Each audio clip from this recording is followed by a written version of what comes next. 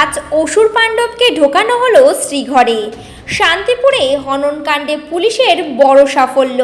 নদিয়ার শান্তিপুর সাহেবডাঙ্গা এলাকায় হাসিম মণ্ডল নামে এক যুবকের চিরতরে বিদায় দেওয়ার ঘটনায় মূল অভিযুক্ত সহ মোট 5 জনকে আটক করেছে শান্তিপুর থানার পুলিশ। ঘটনাটি ঘটেছিল 28 আগস্ট ভোরে। দেহ উদ্ধারের পর পরিবারের অভিযোগের ভিত্তিতেই তদন্তে নামে পুলিশ। ধাপে ধাপে একের পর এককে আটক করা হয়।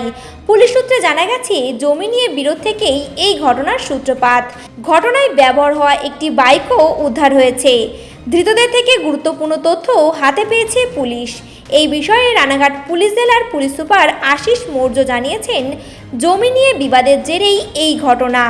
এখনো পর্যন্ত 5 জনকে আটক করা হয়েছে, তদন্ত চলছে।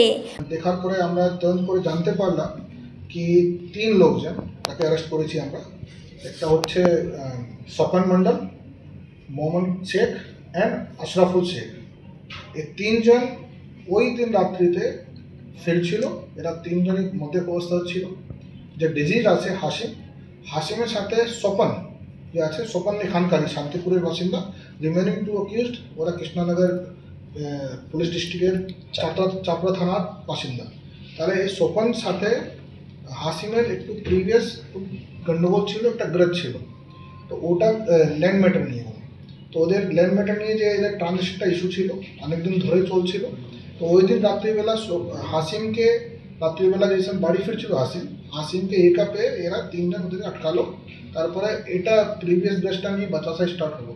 এই বাচাসা স্টার্ট হতে হতে এদের মধ্যে হাতাপাই হয়েছে। হাতাপাই হওয়ার সময়ই এরা ওখানে একটা ইট আর এদের কাছে একটু ছিল আয়রন রড ছিল, দা ছিল, ওটা দিয়ে ওকে মাথায় মারলো। ওই মারার পরে এরা ওখান থেকে পালিয়ে গেল।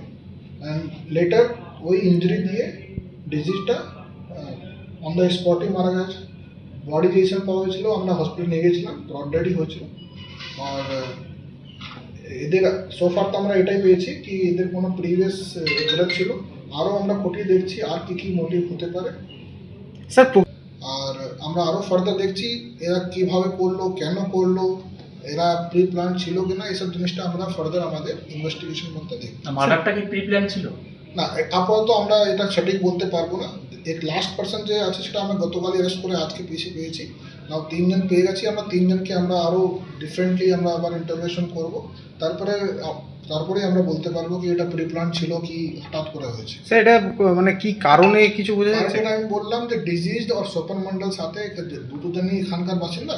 এদের আগে কোনো ল্যান্ড ম্যাটারটা নিয়ে ট্রানজেকশনের কোনো ইস্যু ছিল অনেক দিন ধরে। আর রিসেন্টলি আমরা একটা লিড পেয়েছি কি গাজী মেলার সময় যে স্বপন আছে, স্বপন একটা বাচ্চাকে মারধর করেছিল। অ্যান্ড ওই ইস্যুটা নিয়ে যে ডিজিজ কিন্তু এই স্বপনের বাড়ি গিয়ে আর এদের শ্বশুর বাড়ি গিয়ে চড়া হলো কি কেন মারলি, এইসব জিনিসটা নিয়ে। এই ব্যাপারটা নিয়ে স্বপনের মধ্যে একটা রাগ ছিল, কেন আমার নিজের বাড়ি আমার শ্বশুর বাড়ি পর্যন্ত চলে গেল। এইসব জিনিসটা আমরা পাচ্ছি, সেটা আমরা আরও ভেরিফাই করে দেখব। বাট এক্সিস্টিং যে এদের মধ্যে যে ট্রানজ্যাকশন ছিল, ল্যান্ড নিয়ে ট্রানজ্যাকশন, ওটাই আমরা প্রাইমারি পাচ্ছি। স্যার রিলেভেন্ট ডকুমেন্টস আমরা খুঁটিয়ে আরও দেখছি কতটা কি পুরানো ছিল, কি মেটার ছিল, সেটা আমরা দেখছি। স্যার আরেকটা বসবো যে এই যেটা সূত্র মারফত জানা যাচ্ছে, এই খুনের ঘটনা একটি বাইক উদ্ধার করা হয়েছে পুলিশের পক্ষ থেকে, যেটা নাকি চুরির বাইক বা মানে পূর্ব বর্ধমানের কারোর তিনি নাকি কমপ্লেনও করেছিলেন। এই বিষয়ে কি কিছু জানা? হ্যাঁ, এরা 3 জন, যেটা আপনারা জানেন নিশ্চয়ই, যেদিন ঘটনা ঘটেছিল 3 জন নিজের একটা বাইকে ছিল। সেটা প্রমাণ আমরা সিসিটিভি ফুটেজে পেয়েছি। ওই বাইকটা আইডেন্টিফাই হয়েছে। আর আমরা প্রাইমা ফেসে ওটাই পেয়েছি ওটা কোথায় থেকে চুরি করে আনা হয়েছিল, সেটাকে আমরা পুরো দেখছি। আর রিগার্ডিংলি আমাদের ইনভেস্টিগেশন মধ্যে আমরা সব ফ্যাক্টটা আনাবো। এর সঙ্গে কি শান্তিপুর থেকে রাজীব দত্তের রিপোর্ট, কেবি নিউজ বাংলা।